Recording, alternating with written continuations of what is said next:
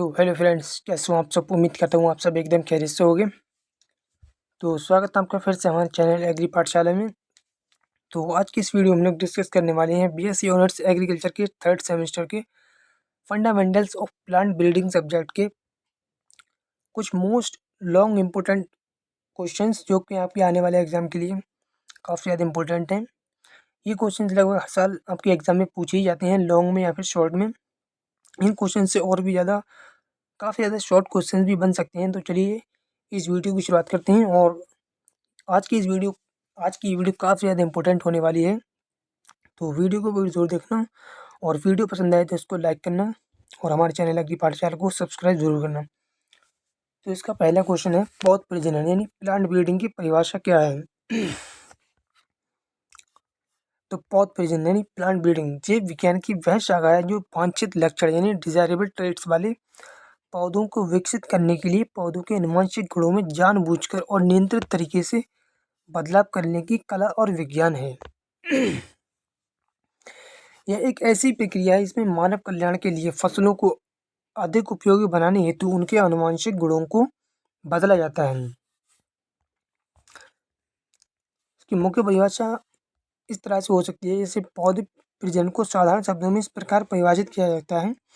पौध प्रजनन फसलों के आनुवंशिक सुधार की वह प्रक्रिया है जिसमें मानव उपयोग के लिए बेहतर गुणवत्ता, अधिक उपज, रोग प्रतिरोधक क्षमता और पर्यावरणीय अनुकूलन जैसे सूखा या अत्यधिक गर्मी वाले नए और बेहतर किस्मों को विकसित करने के लिए पौधों के जीन पूल में हेरफेर किया जाता है। दूसरे शब्दों में इसका लक्ष्य पौधों की ऐसी किस्में तैयार करना है जो किसानों और उपभोक्ताओं की ज़रूरतों को पूरा कर सकें। इस तरह से आप इसकी परिभाषा लिख सकते हैं। बाकी पौध प्रजनन के लक्ष्य क्या क्या होते हैं। तो पौध प्रजनन के मुख्य लक्ष्य निम्नलिखित हैं। इसका पहला लक्ष्य तो ये होता है कि इससे हम अधिक उपज प्राप्त कर सकें, जैसे प्रति इकाई क्षेत्र में फसल की पैदावार बढ़ाना। अगला पॉइंट है इसमें बेहतर गुणवत्ता यानी खाद्य फसलों में पोषण मूल्य यानी जैसे प्रोटीन, विटामिन, वसा इत्यादि और स्वाद में सुधार ला करना। अगला इसमें रोग और कीट प्रतिरोधक क्षमता यानी ऐसी किस्में बनाना जो बीमारियों जैसे कवक, जीवाणु और कीटों के हमले का प्राकृतिक रूप से विरोध कर सकें।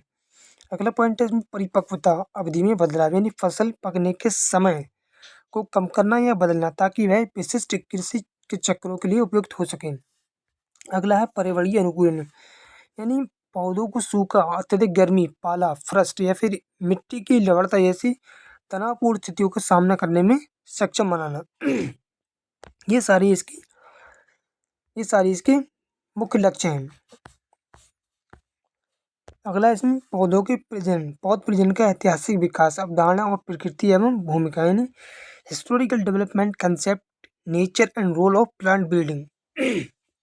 तो चलिए इसको पढ़ लेते हैं। सबसे पहले इसमें अवधारणा यानी कंसेप्ट क्या है प्लांट ब्रीडिंग का। तो पौध प्रजनन का सीधा सा मतलब है कि हम पौधों को में नियंत्रित तरीके से बदलाव करते हैं ताकि वे हमें बेहतर उपज, ज़्यादा पोषण और रोगों से लड़ने की ताकत दे सकें। यह प्रक्रिया आनुवंशिक यानी जेनेटिक्स के सिद्धांतों पर आधारित है। मेंडल के नियम से हमें पता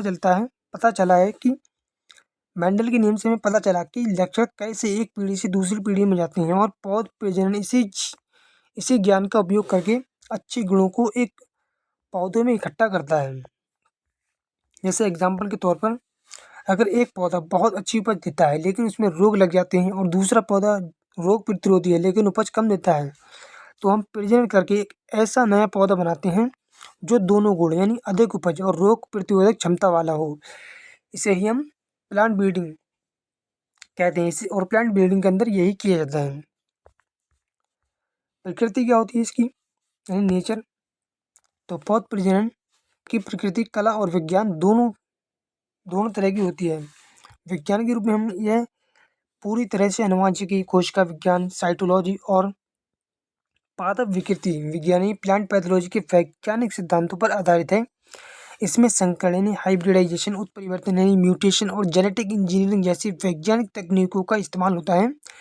इसलिए इसकी प्रकृति विज्ञान के रूप में होती है। और कला के रूप में हमें देख लेते हैं। इसमें अच्छे और पौधों को पहचानने, चुनने और क्रॉस कराने के लिए ब्रीडर के अनुभव और कौशल की ज़रूरत होती है।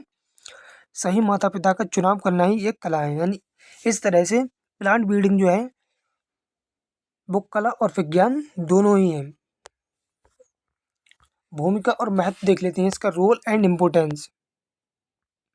तो इसका रोल एंड इम्पोर्टेंस क्या है? तो पौध प्रजनन की भूमिका दुनिया भर में खाद्य सुरक्षा यानी फूड सिक्योरिटी के लिए बेहतर महत्वपूर्ण है। तो इसका पहला पॉइंट है उत्पादन बढ़ाना। इसका सबसे बड़ा काम फसलों की उपज यानी यील्ड बढ़ाना है। जैसे एक उदाहरण के लिए हरित क्रांति यानी ग्रीन रिवॉल्यूशन में उन्नत किस्मों जैसे गेहूं की उच्च उपज वाली किस्में का विकास पौध प्रजनन के कारण ही संभव हो पाया। गुणवत्ता सुधारना, यह फसलों में प्रोटीन, विटामिन और खनिज जैसे पोषण तत्वों को बढ़ाता है, जिससे लोगों का स्वास्थ्य बेहतर होता है। जैसे सुनहरा चावल जिसमें विटामिन ए होता है। अगला पॉइंट है इसमें रोगों से बचाव, यानी ये ऐसी किस्में बनाता है जिनमें रोगों और कीटों से लड़ने की प्राकृतिक क्षमता होती है। इससे कीटनाशकों और फफूंदीनाशकों का उपयोग कम होता है। अगला पॉइंट है पर्यावरण के अनुकूल, यानी यह पौधों को सूखा, बाढ़, अत्यधिक तापमान या मिट्टी की लवणता जैसी विपरीत परिस्थितियों का सामना करने के लिए तैयार रहता है। ये सारे ही पॉइंट इसका महत्व थे, इम्पोर्टेंस। अब देख लेते हैं इसका ऐतिहासिक विकास यानी हिस्टोरिकल डेवलपमेंट। तो इसका हिस्टोरिकल डेवलपमेंट क्या है? तो पौध प्रजनन का इतिहास मानव सभ्यता जितनी ही पुराना है, यानी इसका हिस्टोरिकल डेवलपमेंट बहुत ही ज़्यादा पुराना है, जिसे 3 मुख्य चरणों में बांटा जा सकता है। इसका पहला चरण है प्राचीन काल यानी 9000 ईसा पूर्व से पहले।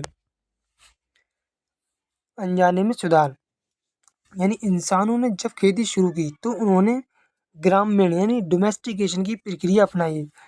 वे अनजाने में ही अच्छे बीजों यानी अधिक अनाज देने वाले या जल्दी पकने वाले को चुनकर बार बार बोते रहे। यह सबसे पुरानी और अचेतन यानी चंद यानी अनकॉन्शियस सिलेक्शन की विधि थी। यानी पुराने समय में लोग उन बीजों को इस्तेमाल करते थे जो अधिक अधिक उपज देते थे और उन्हीं को बार बार चुनकर बोते रहते थे। तो यह सबसे पुरानी प्लांट ब्रीडिंग का मेथड था और ये अनजाने में इसका सुधार हो गया था। दूसरा है शास्त्रीय काल, जो कि 18वीं शताब्दी के अंत तक चला, जिसे सचेत चयन कहते हैं। इस समय किसानों को बागवानों ने जानबूझकर अच्छी गुणवत्ता वाले पौधों को चुनना और उन्हें उगाना शुरू किया। इसे सचेत चयन यानी कॉन्शियस सिलेक्शन कहा जाता है। यूरोप में 18वीं शताब्दी के अंत में कुछ वैज्ञानिकों जैसे वानमॉन और नाइट ने पहली बार वैज्ञानिक आधार पर संकरण के प्रयोग शुरू किए। तीसरा था इसमें आधुनिक काल, यानी सन 1900 के बाद मेंडल के नियमों का उपयोग। आधुनिक काल में मेंडल के नियमों जब सामने आए तो प्लांट ब्रीडिंग में एक बहुत बड़ा अंतर देखने को मिला।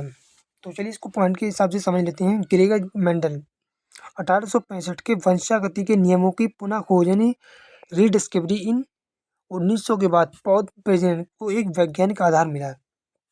इस दौर में संकरण यानी हाइब्रिडाइजेशन और परिवर्तन प्रजनन म्यूटेशन ब्रीडिंग और आणविक तकनीक यानी मॉलिक्यूलर टेक्निक्स जैसे आधुनिक तरीके विकसित हुए, जिससे फलों में सुधार की गति बहुत तेज हो गई। तो ये था इसका कुछ इतिहास। तो फ्रेंड्स, आज की इस वीडियो में हमने डिस्कस किया प्लांट ब्रीडिंग क्या है और इसका इतिहास क्या है, महत्व क्या है और इसकी अवधारणा क्या है और भूमिका क्या है। ये सारे क्वेश्चंस आज की इस वीडियो में हम लोगों ने डिस्कस किए। तो अगर आपको ये वीडियो पसंद आया हो तो इसको लाइक करना, कमेंट्स करना, शेयर करना और हमारे चैनल एग्री पाठशाला को सब्सक्राइब करना।